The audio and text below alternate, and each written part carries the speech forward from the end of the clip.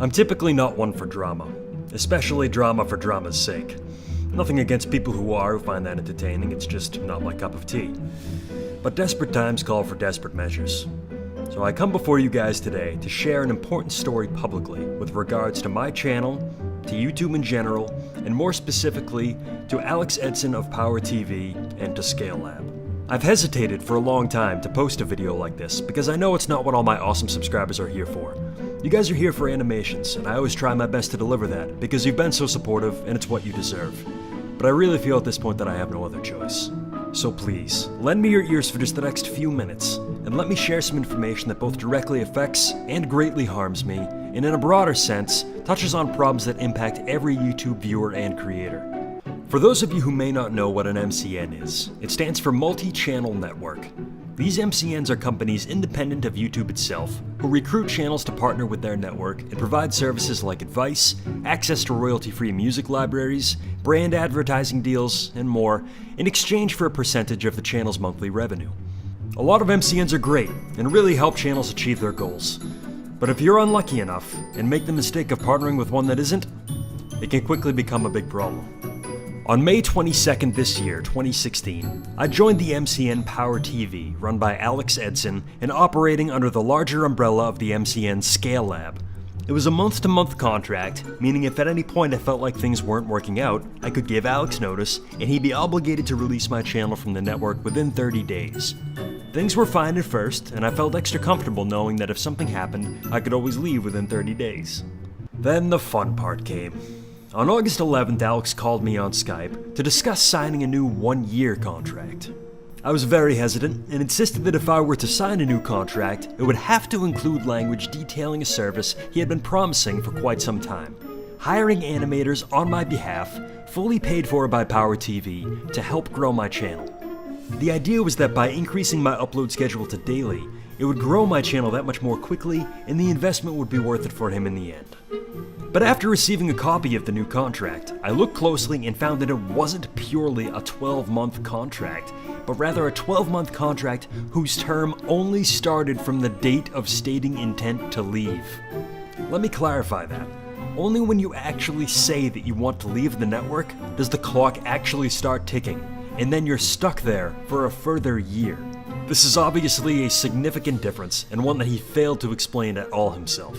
But the contract did include a clause assuring me that PowerTV would honor our agreement.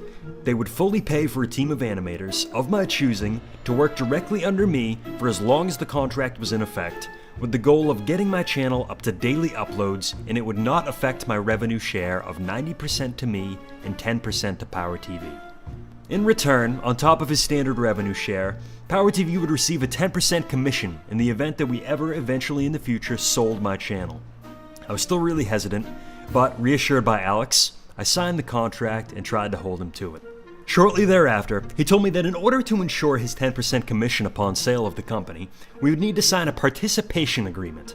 He said this required me to incorporate, and after he conferred with his accountant, he instructed me to become an S-Corp.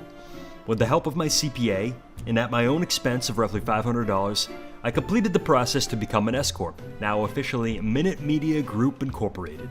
At the same time, I personally pursued and recruited each of the individual animators who would comprise of the new team who'd be tackling these new daily animations. In the month that followed, Alex continually delayed our official start by a few days at a time, citing legal complications with the participation agreement and promising only a few more days wait each time. October 4th, Alex called for another Skype voice chat. In the call, he explained that he would not uphold the original agreement, later stating the original deal is dead.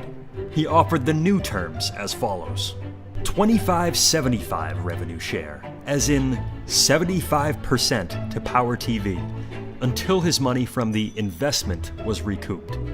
After the money was recouped, it would change to 70-30, and still 10% equity in my channel to PowerTV. He further stated that a better revenue share would not be possible because he needed to recoup the $6,000 he spent in legal fees setting up the participation agreement. The extensive fees were a result of him misinforming me that an S-Corp was the proper structure for our deal, when in reality I should have become an LLC. I pointed out that it was his failing. He admitted it was, and stated that he was not asking me to pay for them. I replied that he in fact was, because of the permanently raised revenue share after recoupment as he had just stated, instead of reverting back to the original 90-10. Shocked to say the least, I made it clear to Alex that this was not in keeping with our original agreement.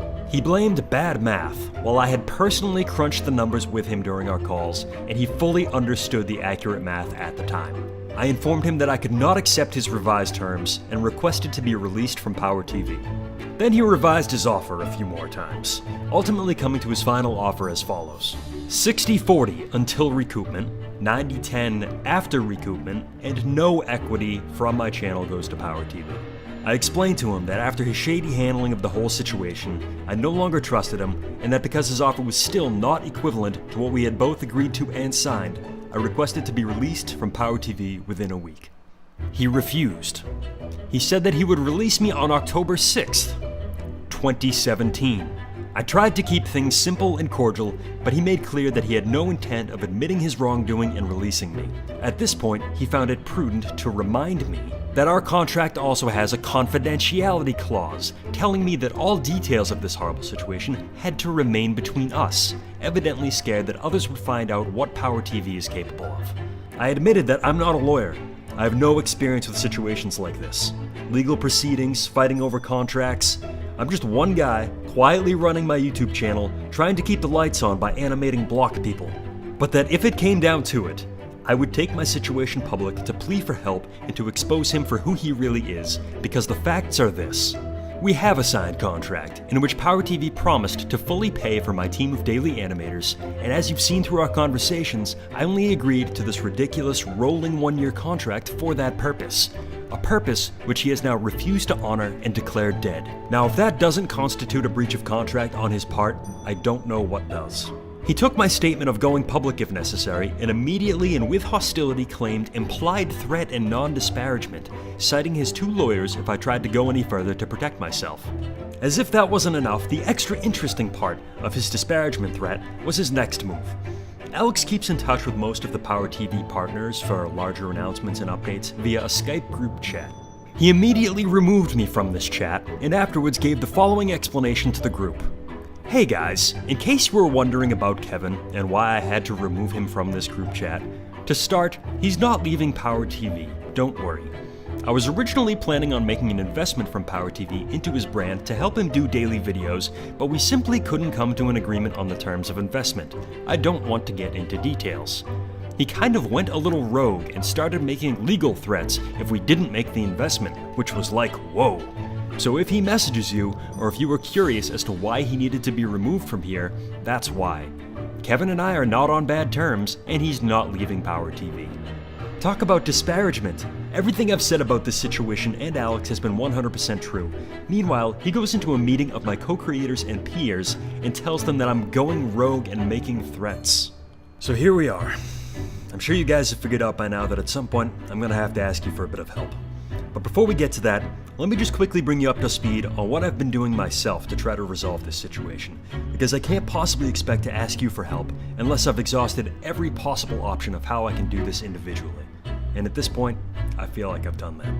My first step was to reach out to ScaleLab directly, since they are higher on the totem pole, acting as the parent of PowerTV, thinking they'd be shocked by Alex's behavior and be willing to help. October 10th, I contacted the ScaleLab CEO, David Brenner, who, being busy himself, forwarded my message to George Paskalev, the COO, because he wanted to make sure it was dealt with. After divulging all the details of my case, George had answered that, generally, it is not in ScaleLab's policy to keep people locked against their will.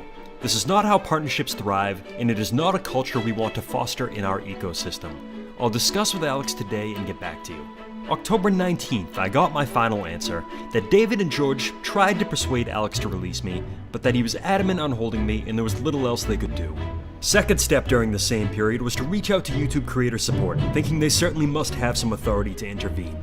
As with ScaleLab, I detailed the whole situation, while highlighting one key detail more relevant to them. Directly on the YouTube Help webpage, there is a section titled MCN Overview for YouTube Creators.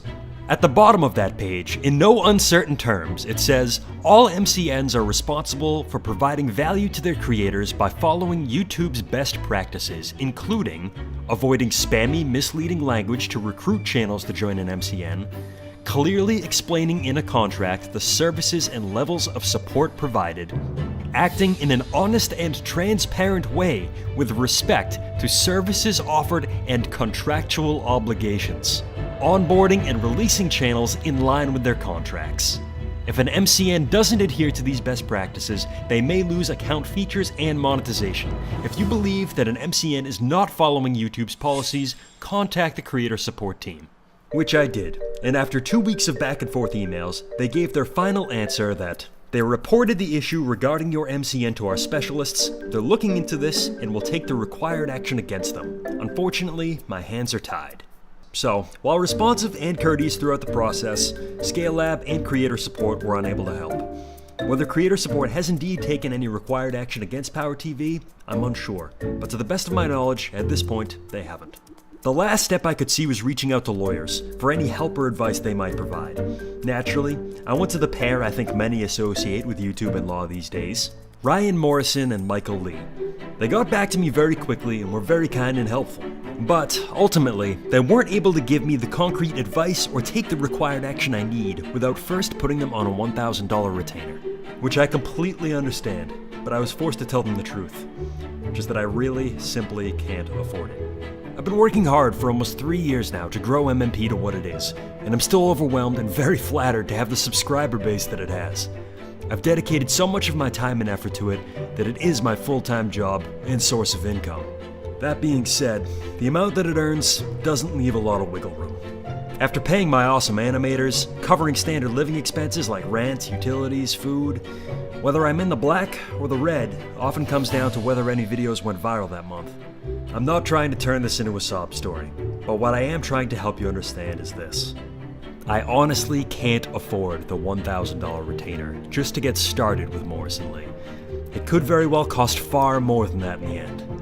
And two, while it might not sound like much, that 10% I have to pay PowerTV each month is really a big deal. Just since signing the second contract back on August 12th, as of today, I've paid PowerTV $1,543. So we come to it at last. What you can do to help. There are unfortunately two things that I need to ask of you. Number one, share this video. Share it as much as possible, and the sooner the better. Another PowerTV partner recently detailed their experience in a video on their channel. But guess what? Because we are PowerTV partners, Alex has the ability to privatize videos without our consent. As you're watching this, if I had to guess, it's only a matter of time until this video is taken down. But as this video is my property, I'm giving you all permission to take it. Download this video, upload it on your channel, monetize it, put it on social media, react to it, make fun of me, draw telestrator mustaches and top hats on me, I don't care. Just please, share it as much as possible.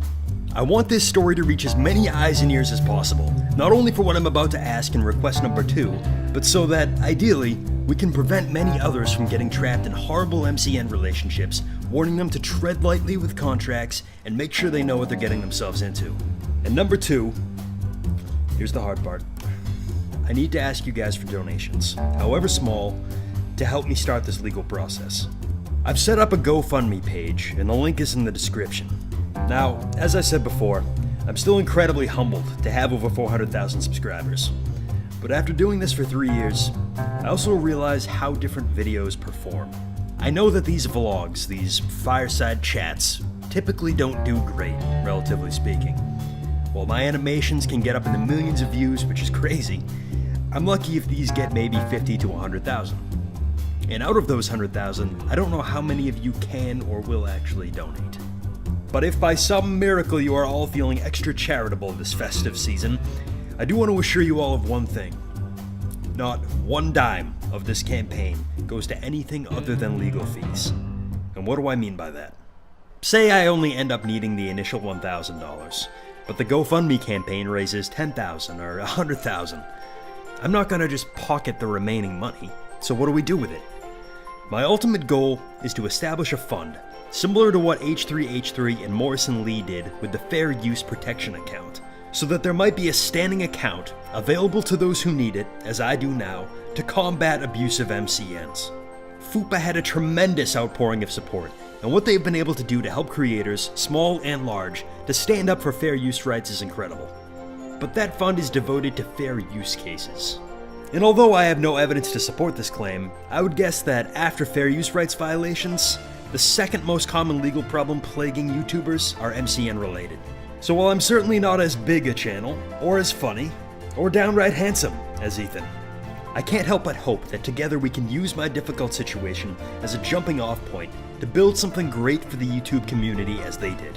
So once again, every extra cent donated to this fund, to the MCN Injustice Legal Fund. No? That name's no good? Alright, well, we'll figure out the name later. But regardless, every extra cent donated to this fund that I don't need to separate myself from PowerTV will be set aside for the use of those who also need help resolving their MCN issues. Now bear with me for the grand finale. Like I said at the beginning, I'm typically not one for drama. And what I'm about to say, I could very well be making up just for the sake of making my point. But I'm not. I know that 99% of you don't know me personally. But know this, I'm a very reasonable guy. I tried to compromise. I haven't tried to force Alex to uphold his end of the deal and pay for my animators like we both agreed to and signed. All I ever wanted was to be released from PowerTV so I can move on and be free from the stress. I wanted to find a reasonable end to this, but Alex Edson and others with the power to end this privately refused to, and now it's come to this. It's come to showing that the Minutemen are not the kind of people who you want to back into a corner. But I need your help. Together we can show that YouTube creators are tired of being bullied by MCNs, that they cannot act corruptly and unilaterally, that they need to be held accountable for their actions. Help me with this. And together we can make the YouTube community a better place, closer to what it should be, a creative platform driven by the creators, not a community who can be lied to, taken advantage of, and when their contracts are broken, have zero recourse against MCNs who hold all the power even when they're 100% in the wrong. As a final note, I believe it was the great William Wallace who once said, "All I want for Christmas is freedom."